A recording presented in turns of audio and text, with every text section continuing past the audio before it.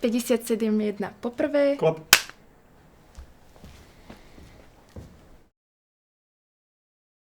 Že kde brali odvahu a akým spôsobom prejavovali svoj občiansky postoj k dobe, v ktorej vyrastali, v ktorej žili, to znamená izmu, ale v tej dobe, čo ja som vyrastal ako Husakové dieťa, teda socializmu. Ja si myslím, že som sa opýtala všetko, pretože nie je hanba klasť otázky, neexistujú hlúpe otázky, existujú iba hlúpe odpovede.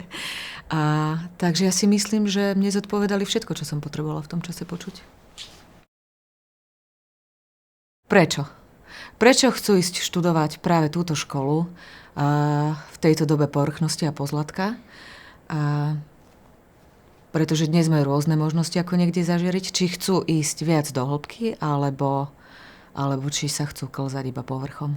Aký zmysel vidia študenti vo svojom pôsobení, aký bude vzdešený, teda poslaní, byť umelcom, byť interpretom, byť hercom, aby nesklzli iba do takzvaného šaša na stredovekom hrade, ale aby z nich bol možno ten šašo, ktorý v rámci Shakespearea nastaví zrkadlo dobe a prírode a spoločnosti, v ktorej žijeme.